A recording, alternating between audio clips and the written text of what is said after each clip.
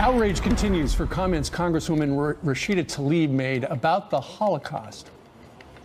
It's a kind of a calming feeling, I always tell folks, when I think of the Holocaust and the tragedy of the Holocaust and the fact that it was my ancestors, Palestinians, who lost their land and some lost their lives.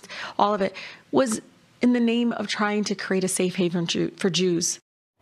Well, House Speaker Nancy Pelosi even calling out President Donald Trump and some House Republicans saying they should apologize to Tlaib for condemning her comments.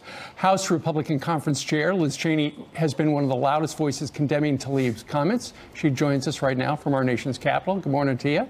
Good morning, Steve. Thank you for having me. So are you going to apologize?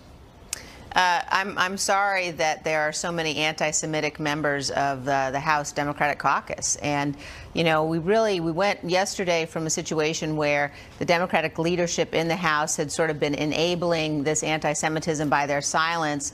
Yesterday was different. Yesterday we had both Speaker Pelosi and Majority Leader Hoyer stand up and defend those comments that you just played. And there's no context in which it is okay to say that a calming feeling comes over you when you think about the Holocaust. It's sickening. And then, of course, Representative Tlaib went on to talk about this view of history that is based on lies, exactly the kind of anti-Semitic lies that are spread to delegitimize the state of Israel.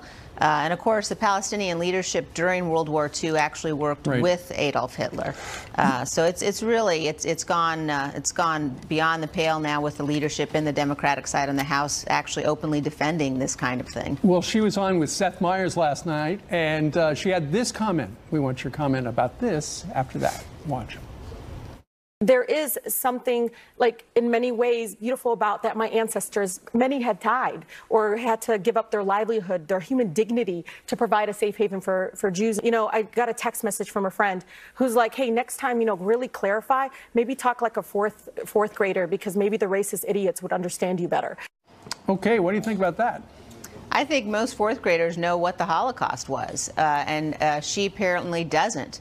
You know, we have a situation today where those of us who are elected officials, and particularly elected officials in the House of Representatives, where this anti-Semitism is rising within our body, have an obligation to stand up and to stop it. And, you know, I would just say that when the Democratic leadership allows this to go on, when their members continue to speak in ways that are fundamentally anti-Semitic. You had a column this morning with a reporter who was noting that what Tlaib's doing isn't Holocaust denial, but it is very close. And it just completely goes to delegitimize the notion that there were Jewish people in Israel prior for thousands of years. But it's absolutely despicable, and it's got to stop. All right, Liz Cheney, thank you very much for joining us live.